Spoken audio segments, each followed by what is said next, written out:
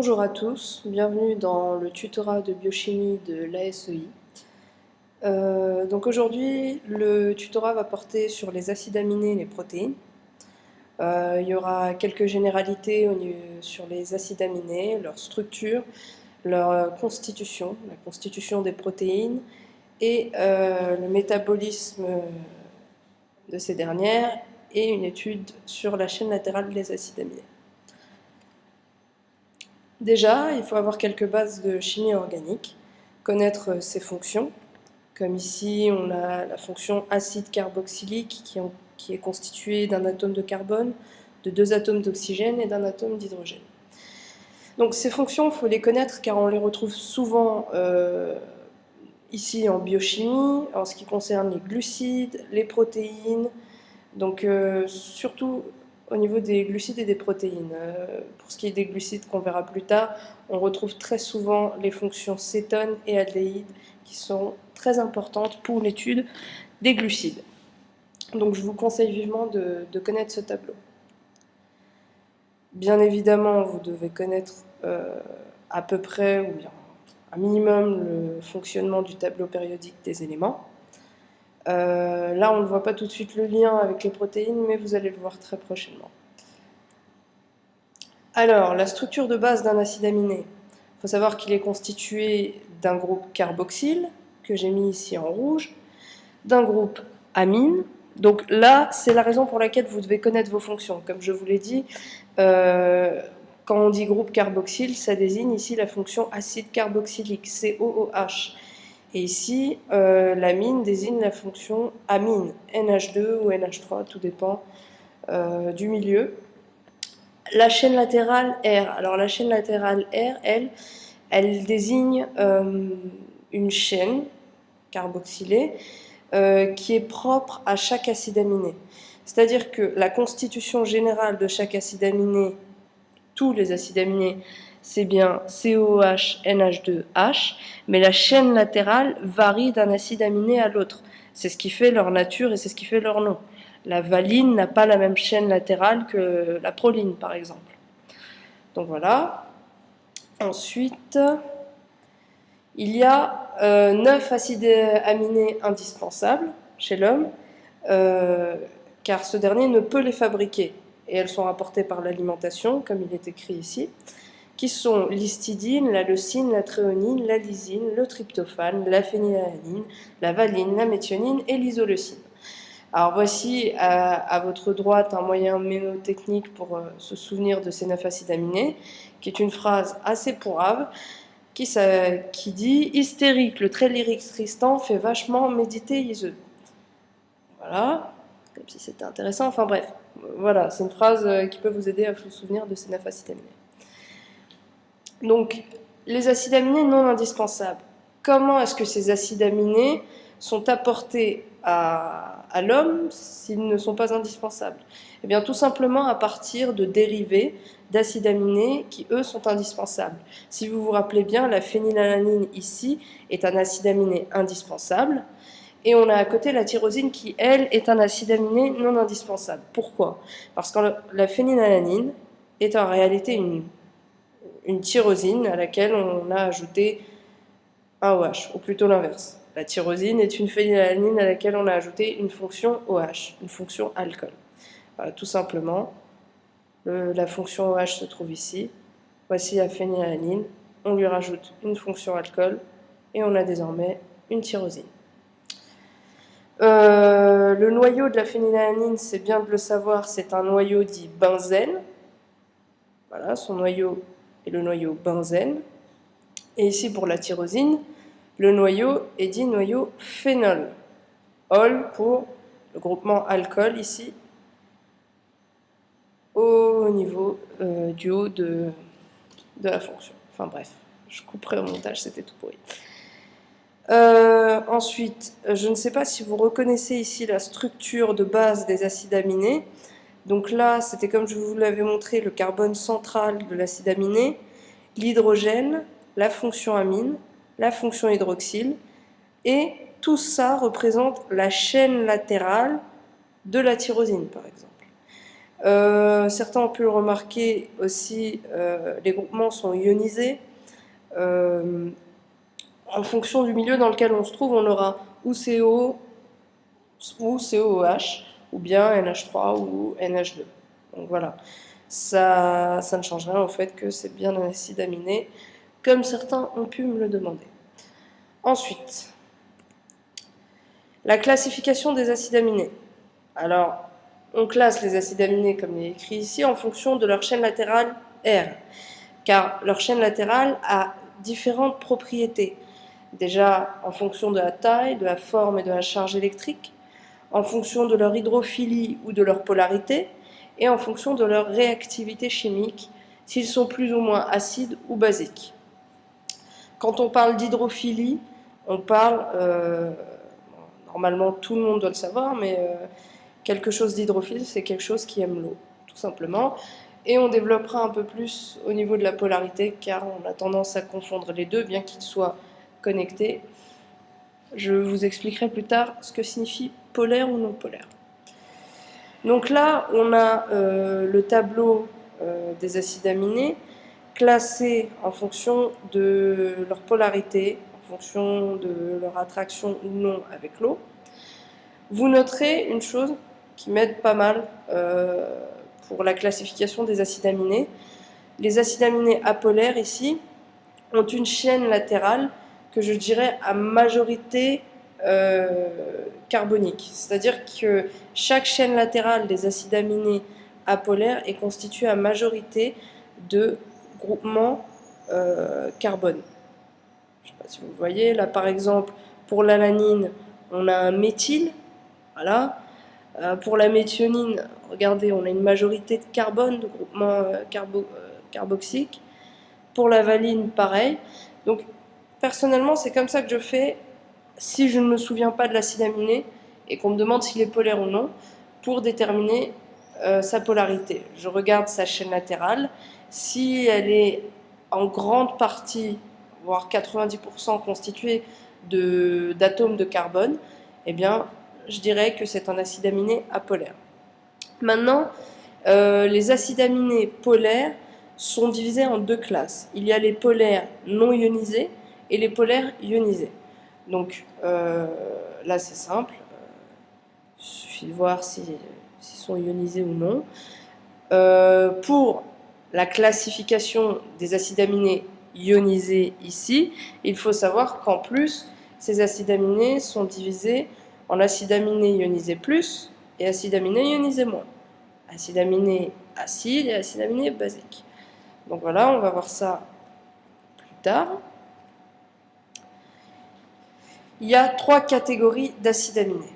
Donc je vous l'ai dit, les acides aminés apolaires, les acides aminés polaires et les acides aminés polaires ionisés. Pour les acides aminés apolaires,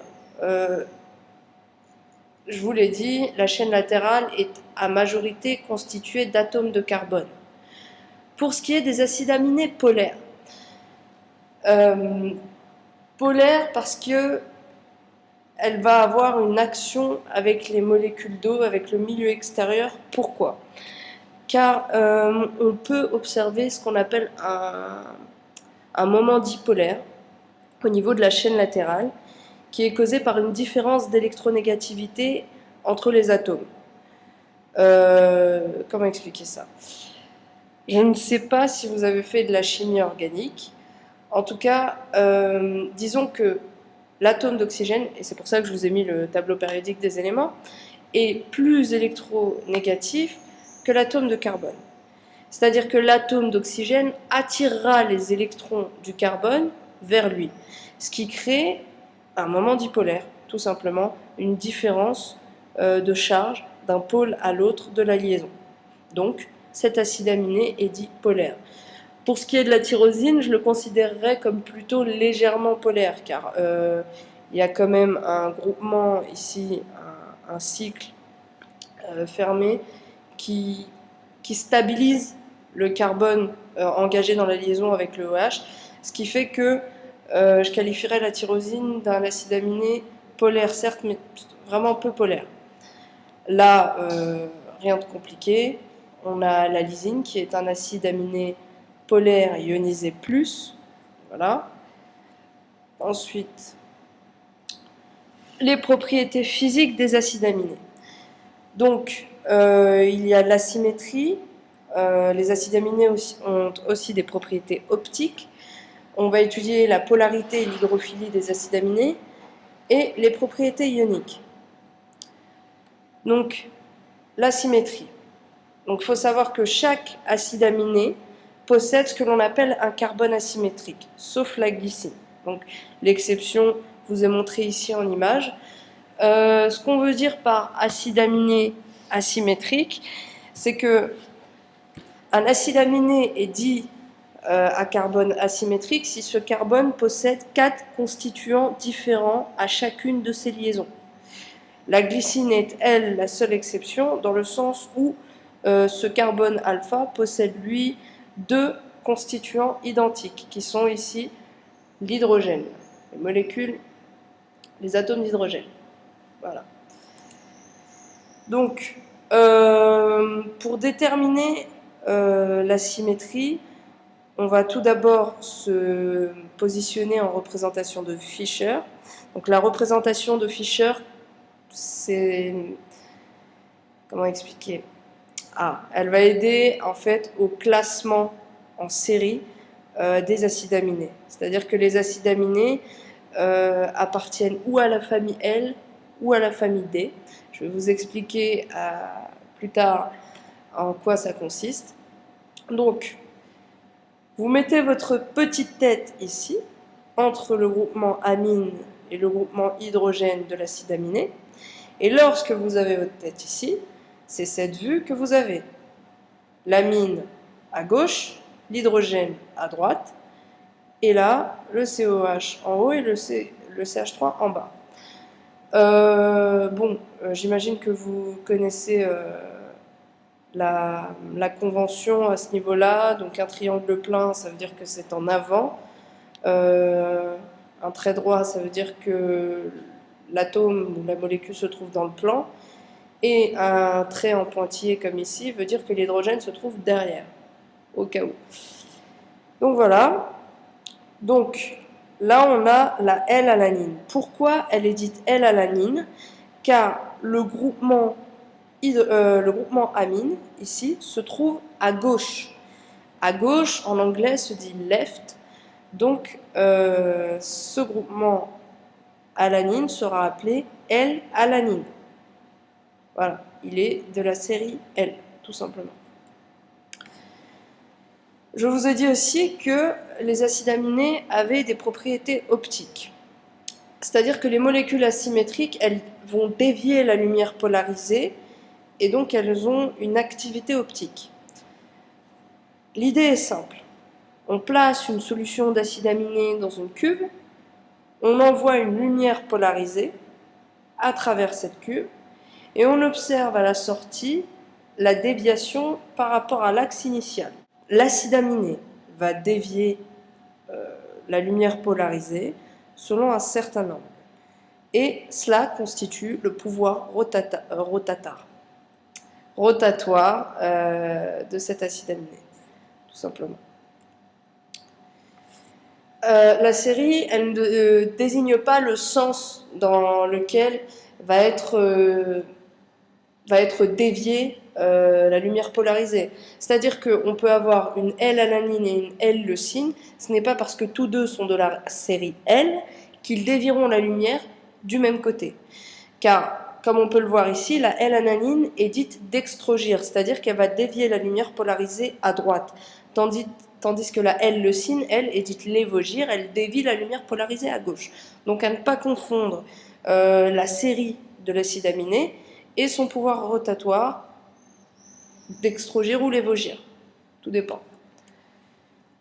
Ensuite, la polarité des acides aminés, je vous l'avais expliqué, elle se fait dans une liaison covalente entre deux acides aminés d'électronégatifs, d'acides aminés. Excusez-moi, je suis trop sur les acides aminés. Donc, comme je vous le disais, la polarité des acides aminés découle de la différence d'électronégativité entre les atomes impliqués dans la liaison covalente. Donc tout simplement, comme on le voit ici, le chlore est beaucoup plus électronégatif que l'hydrogène. Donc ici, c'est ce que l'on appelle un nuage d'électrons. Les électrons seront beaucoup plus attirés par le chlore que par l'hydrogène. Donc il y aura une différence de polarité d'un pôle à l'autre de la liaison covalente. Donc la valeur qui représente la polarité d'une molécule, comme il est écrit ici, se calcule via cette formule que vous, étudiants de l'UMF Rigoretti-Popa, n'êtes pas obligés de connaître, si je me souviens bien. Enfin, c'est toujours mieux d'être déchargé. Ensuite, ici sont classés les différents types d'acides aminés. On commence par les acides aminés polaires chargés. Donc le groupement R polaire et chargé forme des liaisons ioniques et développe des interactions électrostatiques. C'est-à-dire que, prenons ici l'acide glutamique qui a un groupement négatif, il pourrait aller faire des liaisons par exemple avec l'histidine. Voilà. Là, on va différencier les acides aminés acides et basiques. Donc là, vous avez un exemple d'acide aminé acide. Vous avez l'acide aspartique, dont le pK est à 4,0. Vous n'êtes pas obligé de le savoir, mais je vous le conseille. Et un acide aminé basique, qui est ici la lysine, dont le pK est à 10,8, tout simplement. On a les acides aminés acides, c'est facile de les retenir, on n'en a que deux. C'est l'acide aspartique et l'acide glutamique. Hormis ça, essayez les moyens mémotechniques pour vous souvenir des acides aminés, parce que les profs ont tendance à nous dire qu'il y a certaines choses que l'on n'a pas besoin d'apprendre, et puis le jour de l'examen, on se retrouve à devoir identifier un acide aminé, ou à devoir les regrouper par ordre de polarité, enfin, n'importe quoi. Donc, apprenez vos acides aminés, ça coûte rien, avec un moyen mémotechnique, il y en a plein sur Internet, je vous en donnerai peut-être un. Donc voilà. Donc la polarité des acides aminés non chargés. Donc, je vous avais dit, ils sont non chargés, mais il y a tout de même un moment dipolaire dû à une différence d'électronégativité entre les atomes impliqués dans la liaison covalente. C'est le cas ici pour l'asparagine, il y a un moment dipolaire. Je ne vous demande pas de déterminer le moment dipolaire, je ne vous demande rien du tout, c'est juste pour vous expliquer pourquoi les acides aminés sont classés de telle ou telle façon, pour que vous puissiez comprendre, tout simplement. Vous n'avez pas à connaître le nom conventionnel des acides aminés, du moins je ne pense pas. J'ai plus beaucoup de souvenirs, la troisième année, c'est loin de la première. Enfin, je me la pète là. Enfin bref. Absence de polarité et hydrophobie. Donc, je vous avais expliqué pour quelles raisons, enfin assez vaguement, les acides aminés étaient considérés comme hydrophobes. Donc, je vous l'avais dit, les chaînes latérales sont formées presque exclusivement d'atomes de carbone et d'hydrogène. On a absence d'atomes d'oxygène ou d'azote, parce que c'est vrai que ce sont des atomes que lorsqu'on les retrouve dans des acides aminés, ces atomes ont une certaine propriété polaire dans une liaison. Il n'y a pas de liaison hydrogène, pas d'interaction avec l'eau, et ils forment des groupements hydrophobes. Voilà. En même temps, la preuve, le plus gros des acides aminés dits aromatiques se trouve ici. Ah, excusez-moi. Tout en dessous, le tryptophane. Voilà. L'exemple de la valine. Donc, la valine, qui est un acide aminé apolaire, a une chaîne latérale exclusivement constituée de carbone et d'hydrogène. C'est une molécule dite apolaire et hydrophobe. Cette hydrophobie lui permet la formation de liaisons faibles, dites liaisons hydrophobes ou liaisons de type van der Waals, avec d'autres acides aminés hydrophobes. Elle va avoir un rôle dans la structure tertiaire et quaternaire des protéines. Les structures, nous en reparlerons après dans le chapitre 2 au sujet des protéines. Les liaisons hydrophobes, donc les acides aminés non polaires ne peuvent pas développer de liaison hydrogène avec l'eau. Logique, ils n'aiment pas l'eau. Les chaînes latérales des acides aminés hydrophobes se rapprochent et développent des liaisons hydrophobes. Elles vont avoir, encore une fois, je me répète, un rôle structural dans la structure spatiale des protéines. Donc, les liaisons hydrophobes, on peut se dire que ça sert à rien, mais non. C'est très très important dans la structure. Bon, je me répète, mais je comprends le montage. Les propriétés ioniques des acides aminés. Alors ça, encore une fois, c'est important. Pourquoi c'est important? Parce que vous allez devoir faire un certain type de calcul avec votre prof, normalement, lors de vos examens ou même en TP. Nous allons voir plus tard quel est ce calcul, mais écoutez bien. Donc les acides aminés contiennent au moins 2 groupes ionisables, un groupement carboxyle et un groupement aminé. Je vous rappelle que le groupement carboxyle, c'est ce dernier, COH, et le groupement aminé, NH3. Du coup, ces groupements peuvent être ionisés, comme je vous l'ai dit, en fonction du milieu, en fonction du pH du milieu. Donc en solution, ces groupements peuvent exister sous 2 formes, l'une chargée, l'autre neutre.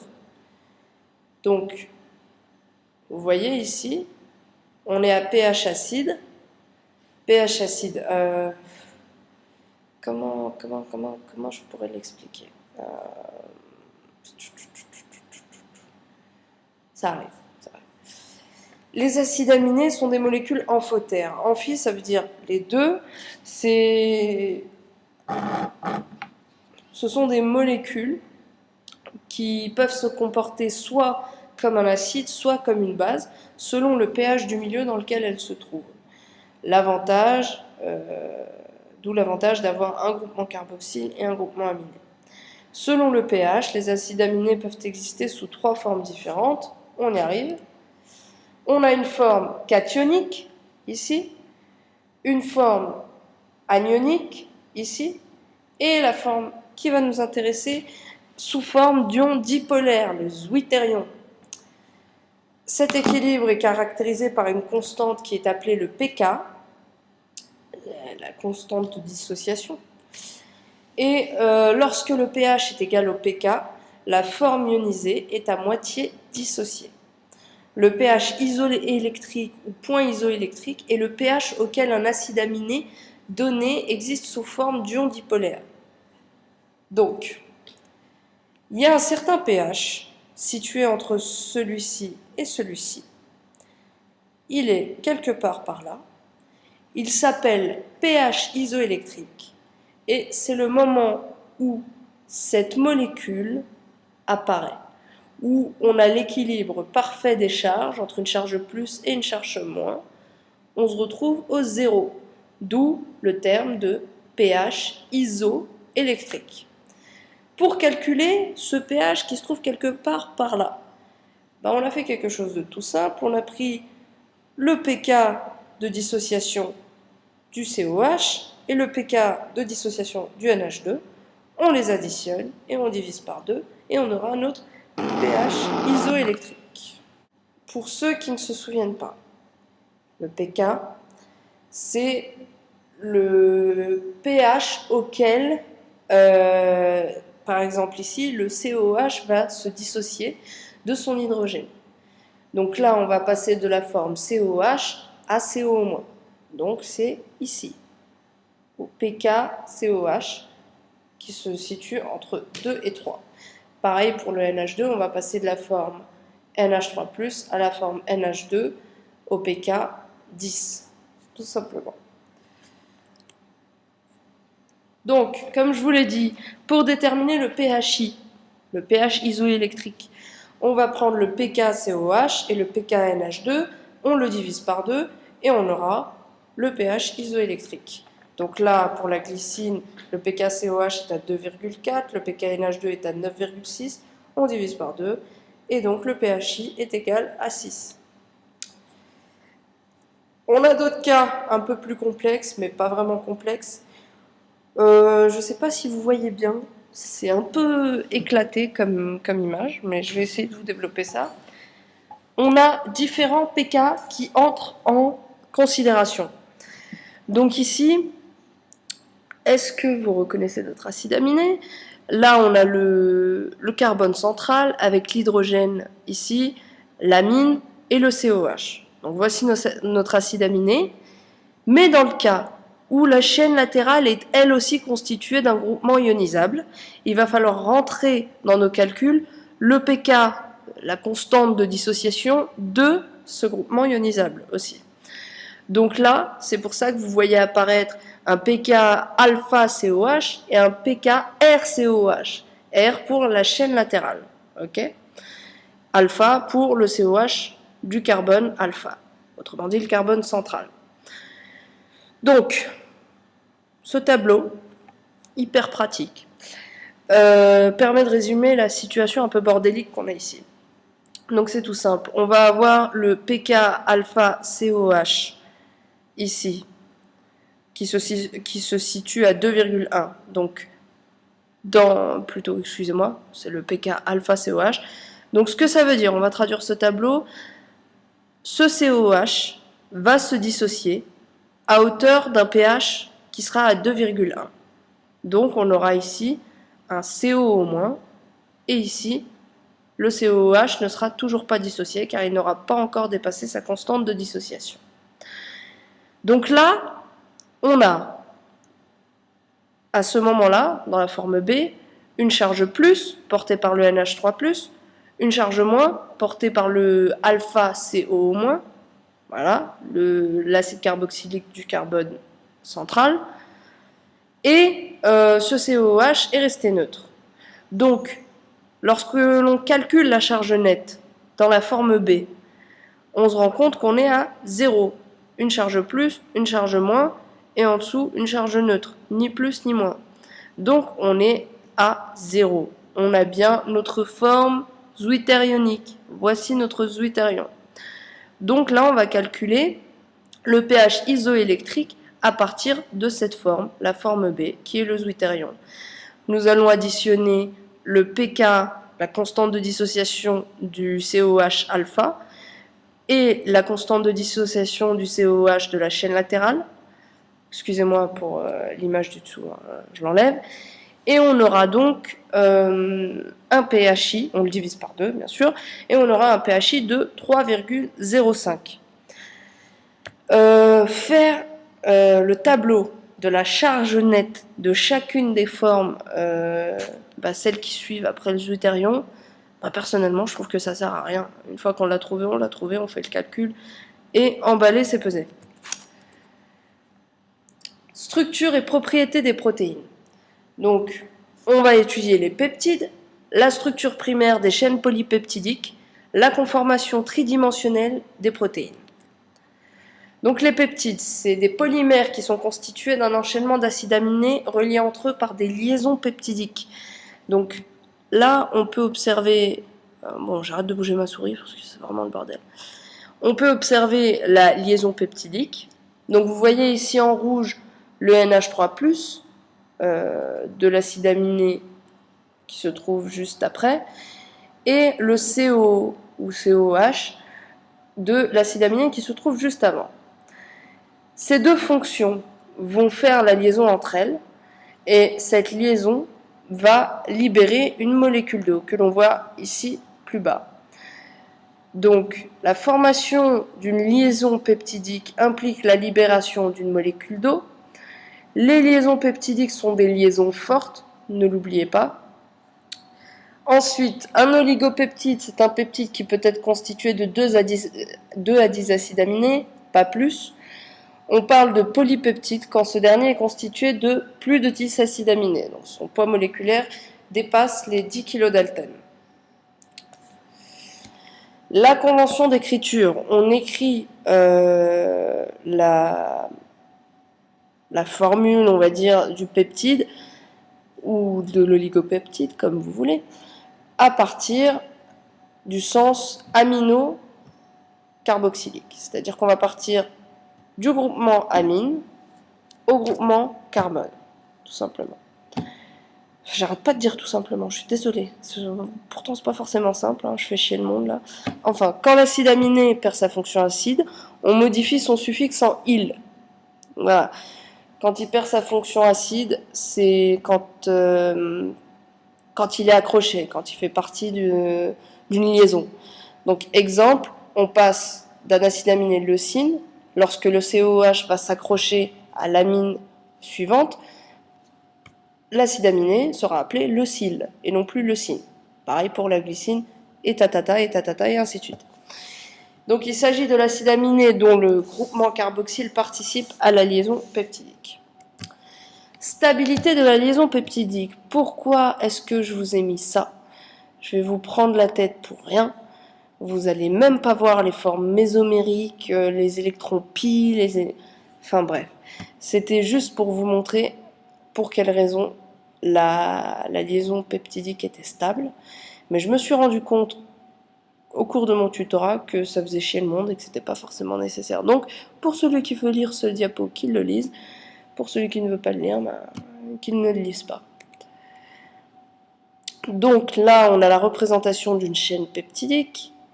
On a, comme vous le voyez, une alternance de base en haut des chaînes latérales, R1, R2, R3, R4. C'est plus stable et c'est plus swag. Ensuite, donc, je vous avais parlé de structure des protéines. On a 4 structures. Une protéine est formée d'une ou de plusieurs chaînes polypeptidiques unies entre elles par des liaisons non peptidiques. Donc la structure primaire d'une protéine est composée par son nombre d'acides aminés, sa nature chimique, plutôt la nature chimique de ces acides aminés, et l'ordre. L'ordre est primordial dans un peptide, je pense que vous l'avez compris. Une structure secondaire, la structure secondaire, comme il est écrit ici, est engendrée par la rotation des atomes de la chaîne peptidique, les uns par rapport aux autres, au cours de la synthèse de la chaîne. Ensuite, la structure tertiaire, elle est le résultat de liaisons diverses. Il y a des liaisons hydrogènes, des liaisons hydrophobes, électrostatiques, covalentes, entre les acides aminés de la même chaîne peptidique, mais qui ne sont pas voisins dans la structure primaire. Je vous montrerai des images pour vous schématiser chacune des structures, parce que c'est pas forcément facile à imaginer. Pour ce qui est de la structure quaternaire, en fait, c'est pour moi assez comparable avec la structure tertiaire, enfin bref. Elle est le résultat de liaisons diverses, hydrogène, hydrophobe, électrostatiques covalentes, entre des acides aminés de chaînes peptidiques différentes, mais qui sont unis en une seule molécule. À la semaine prochaine. Bon, non, pas la semaine prochaine. Désolée, en fait, j'ai fait ce diapo au début de l'année. Je vais vous rajouter des QCM dans la description YouTube. Ensuite, la prochaine fois, nous étudierons les structures et après ça, nous ferons de l'enzymologie.